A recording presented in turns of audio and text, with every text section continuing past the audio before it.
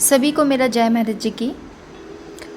आज की विशेष जो पंक्तियाँ हैं वो है, सुना है समुद्र में बवंडर उठा है, उसी तरफ अब अपनी नैया जा रही है। जानते हैं हम अपना नाविक महाकाल है, निर्भय हो हर सांस गुनगुना रही है, निर्भय हो हर सांस गुनगुना रही है। आज का विशेष अनुभव है।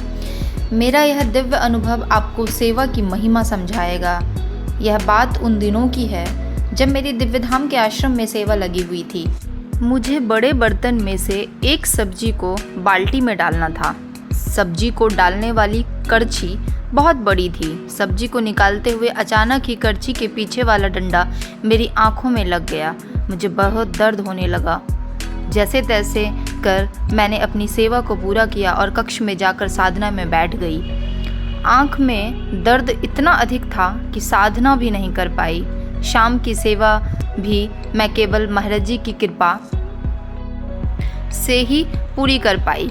कक्ष में आकर मैं अपनी आंखें बंद कर लेट गई। उस समय मुझे एक दिव्य स्वप्न आया। मैंने देखा मेरी आंखें खराब हो गई है, मेरी पलकें नीचे लटक रही है। मैं कुछ ढूंढ रही थी जिससे मैं उस खाल को काट सकूं, इस दर्द से मुक्त पा सकूं। तभी मुझे एक चाकू मिला और मैंने उससे अपनी लटक रही खाल को काट दिया।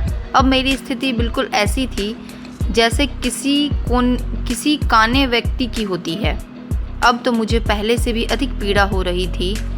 अपनी ऐसी स्थिति को देख मैं डर गई और नींद से जाग गई। मैं जल्दी से उठकर साधना में बैठ गई। मैंने मन ही मन गुरु महाराज जी से पूछा, यह सब क्या था? अभी अभी जो दृश्य मैंने दिव्य स्वप्न में देखा उसका क्या अर्थ था? उसी समय मुझे अंतर्घट में गुरु महाराज जी की आवाज़ सुनाई दी, यह सब भविष्य में तुम्हारे साथ घटित होना था, लेकिन तुम्हारी सेवा ने सूली का सूल बना दिया। तुम्हारी सेवा ने तुम्हें उस अपार पीड़ा से मुक्त कर दिया। इस दिव्य अनुभव के बाद मेरा दर्द एकदम गायब हो गया। धन्य है आप गुरुदेव। सेवा का ऐसा मेवा तो कोई सोच भी नहीं सकता।